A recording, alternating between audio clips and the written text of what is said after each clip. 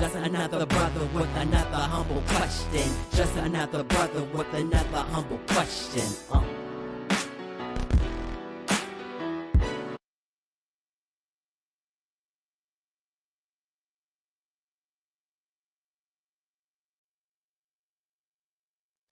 Welcome to A Brother with Questions. I am your host, B. Period. Man, I appreciate y'all for joining me. Before we get started, man, let me ask you to click that the subscribe button, the like button, and then don't forget to leave a comment, man. And if you so desire, go ahead and hit that bell too. Hit the bell so you know when these videos drop. But they're dropping every Monday and Thursday, so just put it on your calendar. Dropping every Monday and Thursday. Man, let's dive in, though, man. We're going to, now this happened, I believe, a little over a week ago, where Sexy Red was invited to a high school in St. Louis, and it didn't go well. so they, apparently they invited her to speak to the kids, and it sounds like she might have been performing as well. I can't imagine she went to the school and not perform. But apparently she showed up to the school, and they say she smelled like weed, and so someone at the school basically was like, "You're not coming up in here." And so after that, of course, as you might imagine, she got upset, and then she had this to say. She posted this video on her Twitter. Let's check it out. Nobody called the police. So this school put me. I came up here, got you. Try to talk to the kids, get in the word of that. They don't put me on me. Tell me I smell like weed. Watch this. He gonna try to get mad. Fuck that old man. Bitch, you're nobody. Bitch, you like I'm finna sit with y'all. They ain't come to see you, Otis. Bitch. You heard who they screaming for? Oh yeah. Brother, fuck my head up. So that's the video she posted. And then at some point during the day, somebody else posted this video. And so here she is. So since she didn't get in, some of the kids noticed, I guess she was outside, came outside, and then now she is doing this on the top or out of the sunroof of whatever vehicle she came in. So, yeah, that happened. There's just so much. There's just so much wrong with this video. Not even the video, because Sexy Red is being Sexy Red. So if you know anything about Sexy Red, then this is who she is. Okay. Matter of fact, that might be a mild version of who she is. Here's my question, though. Who bright idea was to invite Sexy Red to the school to speak to the kids? Sexy Red. Now, if you don't know anything about her music is some of the most raunchiest music that I've heard from certainly a female. But honestly, in the game period, I mean, I guess if you go back in the day, you might go 2 Live Crew, but even with 2 Live Crew, the video and the imagery was more raunchier, I think, sometimes than the lyrics. But her lyrics and her videos are just straight raunchy, right? So, again, I'm not going to quote any of the lyrics, but if you really want to know, just go look at them. Just imagine, for those that don't know who she is, imagine what we probably thought about Little Kim when Little Kim first came out, and then go 10 times worse. That's to me, that kind of sums up Sexy Red. And so I'm just wondering why, if you're going to invite somebody to the school, why you invite Sexy Red to the school? Yes, I get it. From a kid perspective, the kids are probably very fascinated with Sexy Red. They probably listen to all her music So from that standpoint, I understand that that's what they're listening to. But to me, the point of the school system is to elevate the kid's mind beyond where they're already at. So they're already at her level, right? So we're not trying to, or at least in my opinion, the school isn't trying to make, I don't know how many kids go to that school, but let's say they're not trying to make another 1,000 sexy reds, right? So why would that be the standard that you bring to the kids in order for them to, she said she's supposed to be giving the word of the day? Like, what is she gonna say, bruh?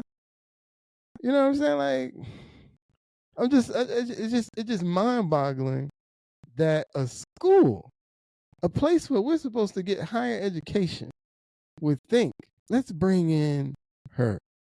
Okay, I heard she might have went to that school at one point in time. Okay, whatever. You know what I'm saying? But she ain't doing nothing that's elevating anybody. Most kids are already at her level. So we need to be doing things in the school system to raise them above said level. You know, is there not a doctor? Is there not a lawyer? Is there not anybody that they could have brought in that was better than that to give a word of the day? And of course she showed up smelling like weed. That's who she is. They had probably put out the blunt when they rolled in the parking lot. It's like, what do you expect? But here's the bigger thing. From the crowd that was around her little car, certainly a lot of black kids. School in St. Louis, there might be a lot of black kids that go to that school.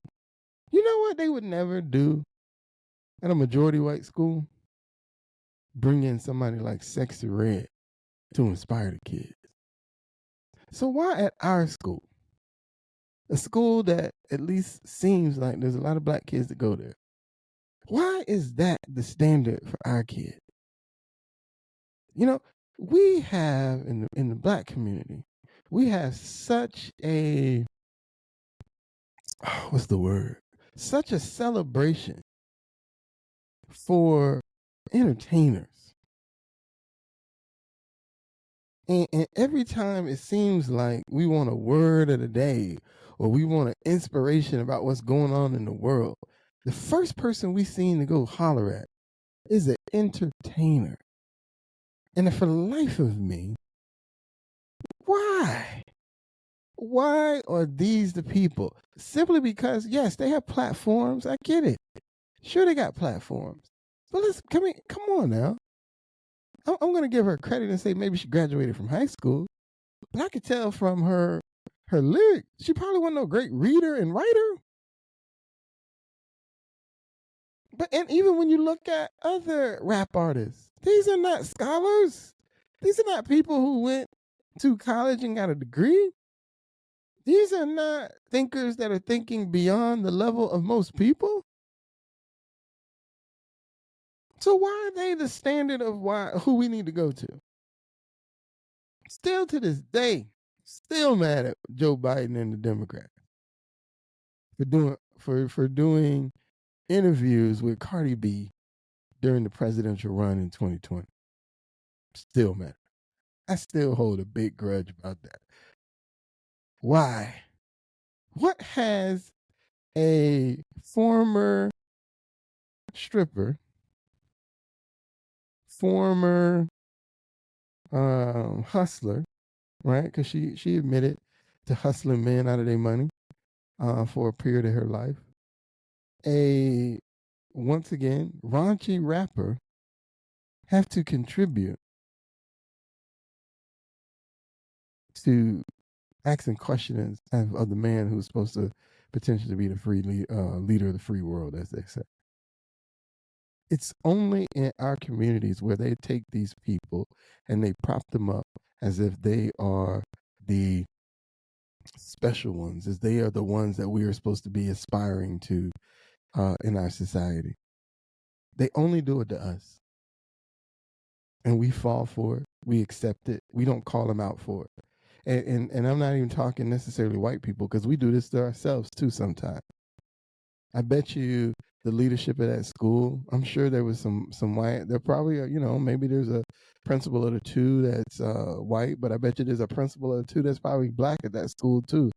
And nobody in that room was like, "Nah, this ain't a good idea, y'all." So we do it to ourselves. We do it to ourselves too. But I still don't understand why. We strive to be these great people, but yet every time we prop somebody up, we don't prop up the people who actually have thought and education behind them. And then when the people who do step up and who have thought and education behind them, we only accept what they say if they walk with whatever narrative we're running at the moment. The moment they curb away from the narrative, we tear them down too, regardless of their accomplishment. Doesn't matter that you went to school and obtained a PhD in a field that very few of us have PhDs in. That doesn't matter. You didn't say what the narrative that we wanted you to say. So it reminds me of a Ben Carson. Ben Carson was one of the most beloved black surgeons in the country. And then he started speaking. And then they found out, wait a minute, you sound like a conservative. And then he had the nerve, to support Donald Trump during the 2016 election. And then after that, it was a wrap. Ben Carson, well, while he may have been a great neurosurgeon, one of the best neurosurgeons that probably have ever graced the world, if you will, because at one point in time, because he's retired now, so I guess you can't call him that at the moment, but at one point in time, he was probably the leading neurosurgeon in the world, a black man. But because he showed you he had conservative principles, they threw him to the wayside. Do you know they don't even talk about this man no more? And when they do talk about him, they talk about how much of a fool he is because he had the nerves to endorse former President Donald Trump. But yet, we'll invite Sexy Red to the high school to inspire the kids. And then we had a nerve to ask, what's wrong with our community? I'm B. Period. And I'm out.